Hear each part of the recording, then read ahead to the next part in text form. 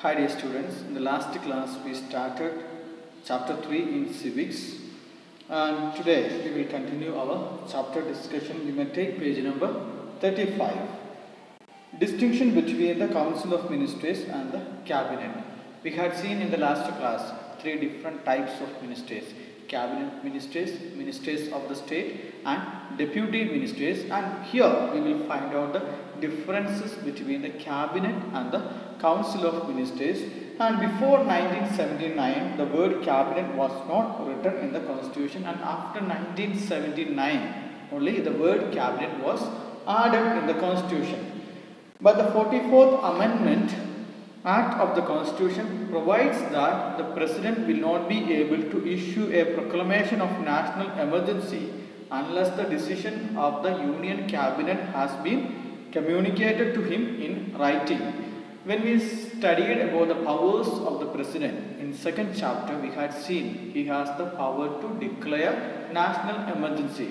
But according to the 44th Amendment Act of the Constitution, the President can declare the national emergency only when he gets a written permission from the Cabinet. So here the Cabinet or the Union Cabinet should communicate all the matters related to the national emergency to the President in writing. Only then the President can declare the national emergency.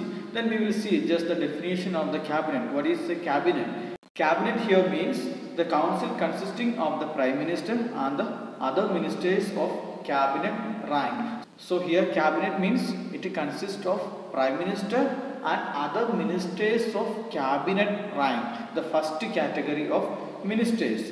And now we will see some of the differences between the Cabinet and the Council of Ministers. The first one, the Ministry or the Council of Ministers is a larger group of all categories of ministers, namely the Cabinet Ministers, the Ministers of State, and the Deputy Ministers. The Cabinet is a smaller body of 25 senior ministers. The Council of Ministers means it includes all the ministers, the Cabinet Ministers, Deputy Ministers, Ministers of the State. But the Cabinet means only 25 senior most ministers.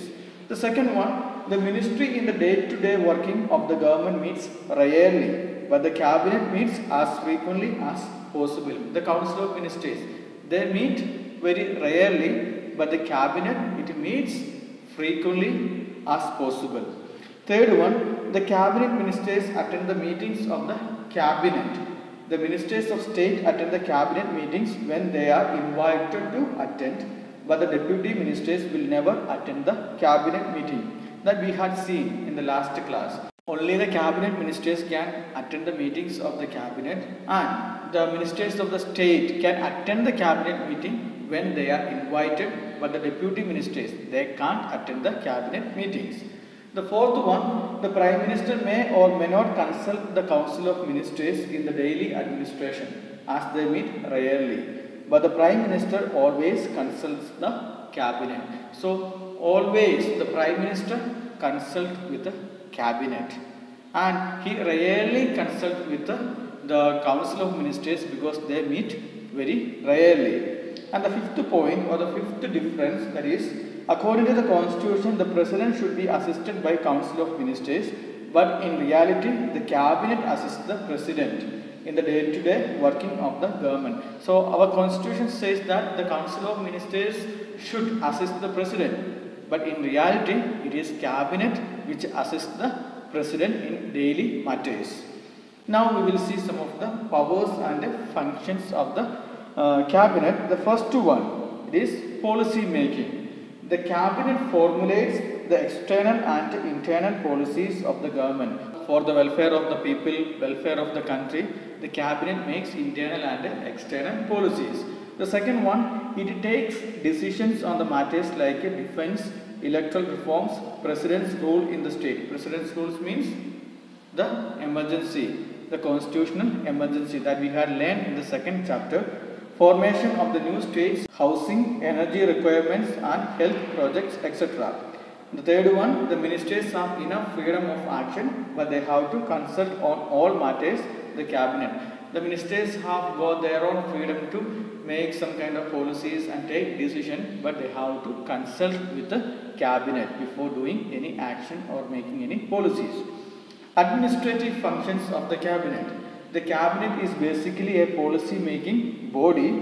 Once a decision regarding a particular policy is taken by the cabinet, the concerned ministry must execute it. So the cabinet is a policy making body. So once a particular policy is made, so then it is the duty of the ministry, that particular ministry, to execute that policy made by cabinet. Second one, each ministry or department should sincerely follow the instructions of the cabinet. It is the duty of the ministry or the department to follow the instructions given by cabinet. Then the appointments. The major appointments in our country is done by cabinet. All important appointments are made by the president after consulting with the cabinet. So the appointments done by president after consulting with the cabinet. So some of the appointments are given below. The appointments like governors of state, the Attorney General of India, the Chief Election Commissioner, the election commissioners and other high dignitaries, and the cabinet chooses our ambassadors to other states. While appointing the judges of the Supreme Court and High Court, the President consults the ministers as well as others. So that is the matters related to the appointments. Then coordination between various government departments. The cabinet coordinates the working of different departments for the smooth functioning of the government. For the smooth functioning of the government, the cabinet, it coordinates everyone. The formulation and implementation of a policy involves the participation of a number of departments. So in order to put forward a particular policy or execute a particular policy, then the cooperation of different department is necessary. So here the cabinet coordinates such a kind of participations and policies. Then the next power of the cabinet, that is the legislative function.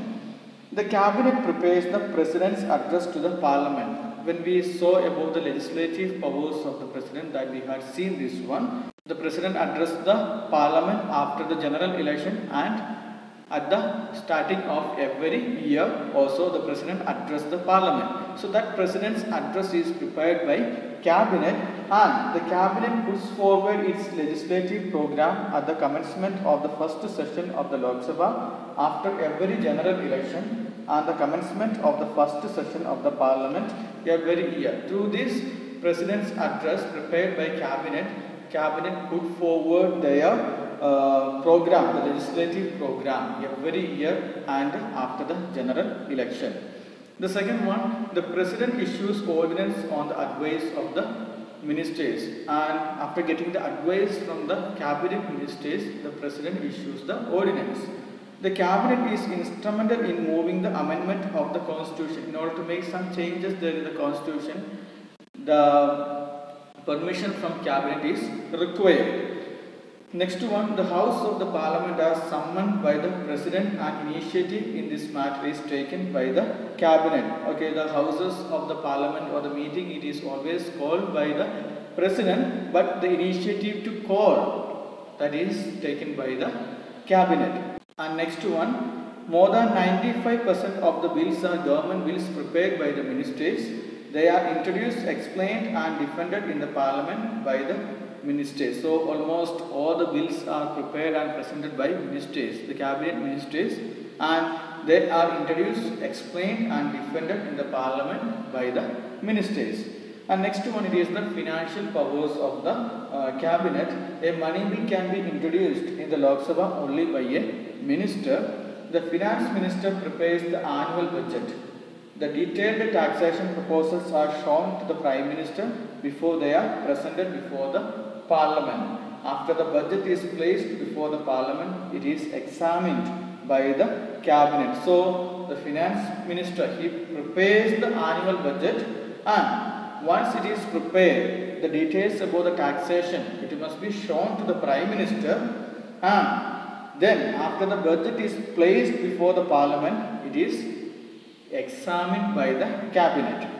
And then the powers related to the proclamation of emergency.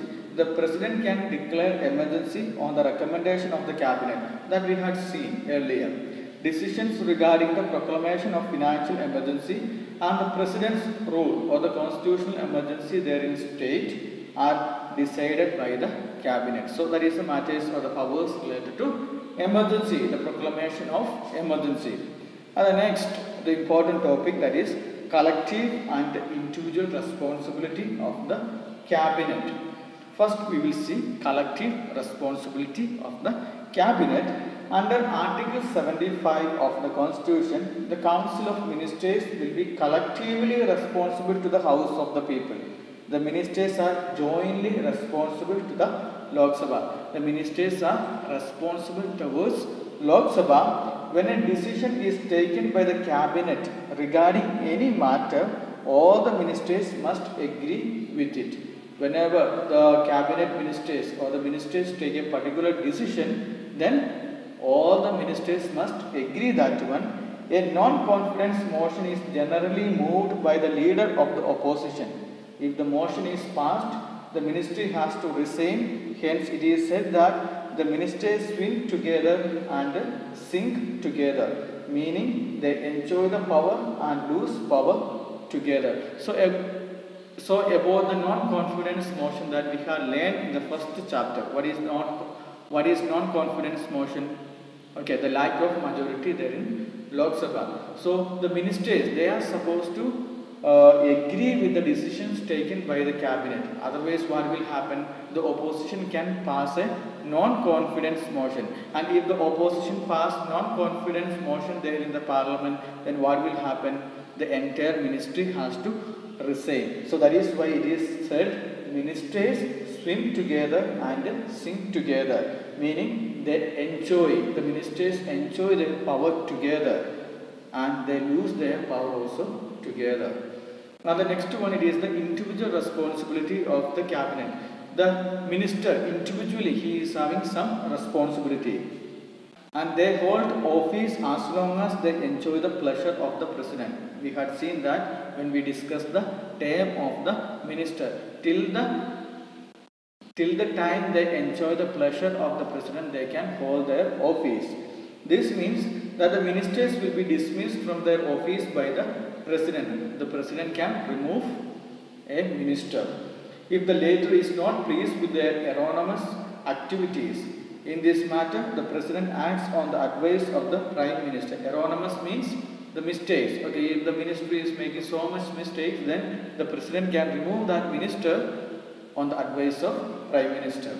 If the minister does something undesirable, the prime minister will tell him to resign. So whenever the ministry is not doing something properly, then the prime minister can ask him to resign. Every minister is bound to answer the questions related to his department. Each minister has got their own department and he is supposed to give answers related to his department. The parliament can ensure ministerial responsibility in the following ways. The individual responsibility can be ensured through following ways. The first one, by asking questions to the ministers who are suitably answered by them. So the opposition can ask questions to the ministers by moving a non-confidence motion. Third one, by moving the adjournment motion. Fourth one, by moving the cut motion. Fifth one, by moving the censure motion. So through these, we can ensure the individual responsibility of the minister. So here in this chapter, we had seen the Union Executive, the Prime Minister and the Council of Ministers. There we had seen the powers of the Prime Minister and the functions of Prime Minister, the appointment of the Prime Minister and the ministers, formation of ministers, then the different categories of ministers, differences between the cabinet and the council of ministers and the powers of the cabinet, and finally we had seen the individual and collective responsibility of the minister. So I hope that you understood this chapter very well, and if you are having any doubts, you can contact me, and thank you. Have a nice day.